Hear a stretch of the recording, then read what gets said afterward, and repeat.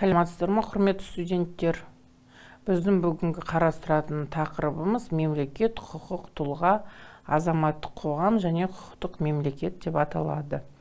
Жоспар бойынша біз сіздермен 3 сұрақ қарастырамыз. Бірінші сұрақ мемлекет, құқық, тұлға, екінші сұрақ азаматтық қоғамның түсінігі және құрылымы, үшінші сұрақ құқықтық мемлекеттің түсінігі. Бірінші сұраққа жауап беру үшін мемлекет дегеніміз не деген сұраққа жауап берейік. Мемлекет дегеніміз саяси биліктің саяси аумақтық егеменді түрде ұйымдастырылуы. Қоғам мен мемлекет әртүрлі түсініктерді білдіреді. Мемлекет қоғамның саяси бөлігі элементі болып табылады. Мемлекет қоғамда орталық орынды және басты рөлді иеленген. Мемлекеттің сипаты бойынша бүкіл қоғамға оның мәніне сипаттама беруге болады. Мемлекет қоғамға қатысты оның істерін шешу, басқару құралы рөлін атқарады.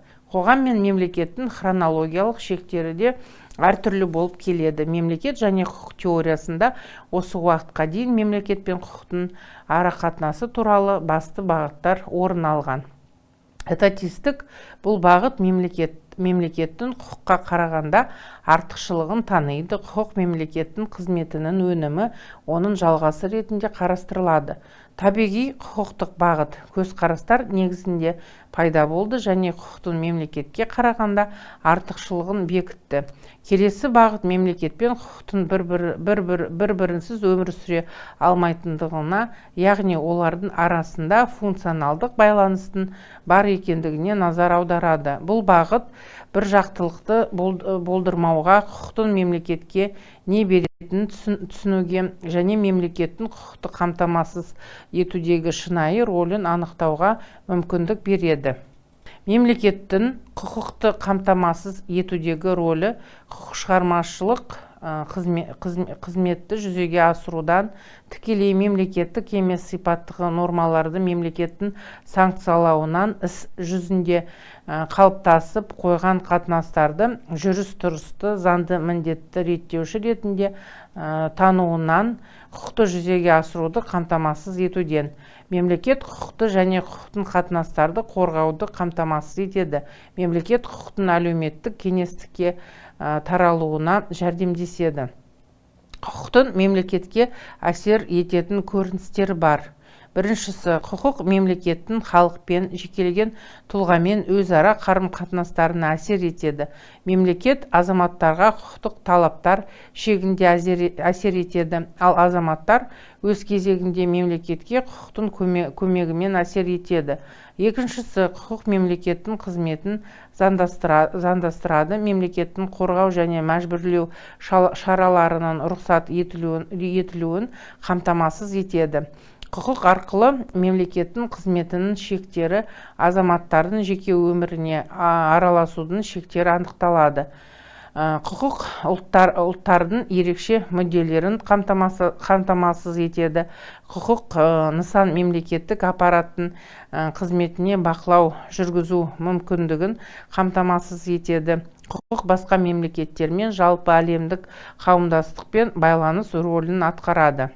Екінші сұрақ бойынша азаматтық қоғам түсінігін Аристотель, Цицерон, Гроций, Гоббс, Лок, Гегель, Маркс және тағы басқа ойшылдар қалыптастырған. Барлық ғалымдар азаматтық қоғамдағы негізі идея ретінде адам идеясын таниды. Азаматтық қоғам дегеніміз жеке тұлғалар мен топтардың мүдделері қанағаттандырылатын адамгершілік, діни, ұлттық, әлеуметтік, экономикалық, отбасы институттары мен қатынастарының жиынтығы. Азаматтық қоғамның белгілері слайдта көрсетілген. Азаматтық қоғамның құрылымына мемлекеттік емес әлеуметтік, экономикалық қатынастар мен институттар, меншік, еңбек, кәсіпкерлік, мемлекеттен тәуелсіз өндірушілердің жиынтығы, жеке фирмалар, қоғамдық ұйымдар мен бірлестіктер, саяси партиялар мен қозғалыстар, тәрбиелеу мен мемлекеттік емес білім беру саласы, мемлекеттік емес бұқаралық ақпарат құралдарының жүйесі, отбасы, шіркеу және тағы басқалары кіреді.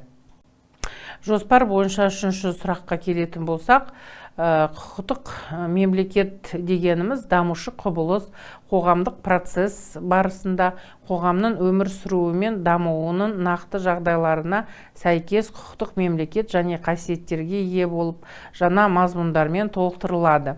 Құқықтық мемлекет құру және оны әрі қалай дамыту кез келген мемлекеттің қоғамдық және саяси дамуының, мемлекет және қоғам өмірінің барлық саласында адам және азамат құқықтары мен бостандықтарын белгілеу мақсатының объективті қажеттіліктеріне негізделген.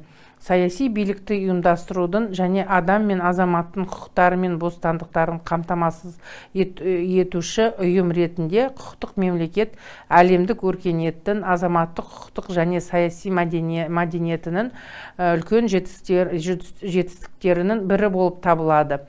Құқықтық мемлекет бұл жеке адам мен қоғамның мүддесін қорғайтын заң үстемділігі мен құқық қағидаларына негізделген мемлекет. Құқықтық мемлекет бұл адам мен азаматтың құқықтары мен бостандықтарының толық түрде қамтамасыз етілуіне және құқық бұзушылықтарды болдырмау мақсатында мемлекеттік билікті құқықпен мейлінше байланыстыруға жағдай жасаушы саяси билік ұйымы. Құқықтық мемлекеттің мәнін қарастыруда оның негізгі екі жағын негізгі қағиданы бөліп қарастыруға болады. Бірінші мазмұнды жағы бұл адам мен азаматтың құқықтары мен бостандықтарын мейлінше толық көлемде қамтамасыз етуде тұлға үшін құқықтық ынталандыру режимін орнықтырудан көрінеді. Екіншісі формальды заңды жағы мемлекеттік билікті құқықпен байланыстырудан мемлекеттік құрылымдар үшін құқықтық шектеу режимін орнықтырудан көрінеді. Құқықтық мемлекетті құру өте күрделі, қиын және ұзақ тарихи процесс. Бұл қиындықтар кешегі тоталитарлық режимнен қалған бір қатар жағымсыз факторларға негізделген.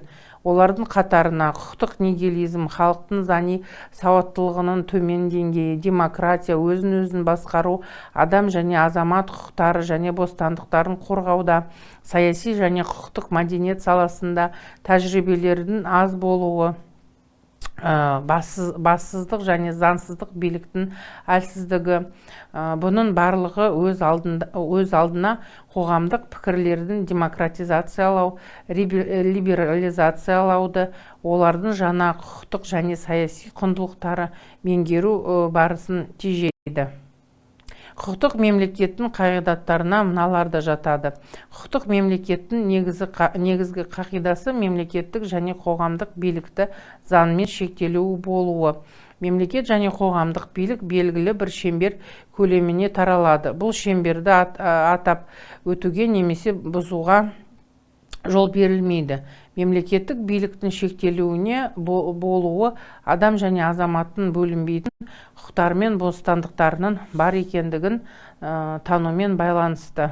Қазақстан Республикасы Конституциясында мемлекет пен тұлғаның ара қатынасы адам және азамат құқықтары мен бостандықтарының басымдылығы бекітілген. Адам және азаматтардың құқықтары мен бостандықтарын қамтамасыз ету, оларды қолдану механизмін іске асырудың кепілі мемлекет болып табылады. Мемлекет өз қызметін және оның органдарының қызметтері қоғам және азамат мүдделеріне сай жүзеге асырылуы керек.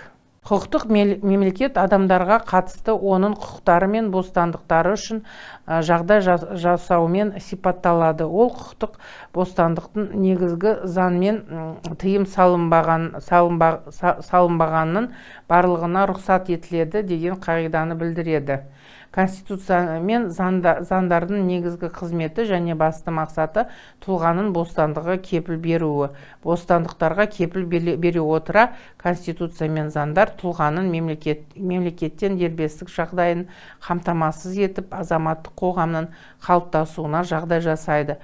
Құқық тұлғаның бостандықтарын мемлекет және оның органдары тарапынан қол сұғушылықтан қорғайды.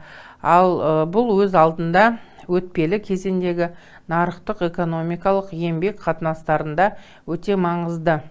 Адам және азамат құқықтары мемлекет және оның органдары әрекетінен немесе шығарған шешімдерінен тұлғаның құқықтары мен бостандықтары бұзған кезде сотқа жүгіну арқылы бұзылған құқықтарын қалпына келтіреді. Бұндай жағдайда шынайы бостандық құқығына айналады. Оның көрінісі келесі қағидатта негізделген: заңмен тыйым салмағанның барлығына рұқсат етіледі және керісінше тек заңмен белгіленгендерге ғана рұқсат етілген. Осы тақырыпты толық меңгеру үшін сайттың соңында сұрақтар ұсынылған әдебиеттер тізімі берілген. Назарларыңызға рахмет.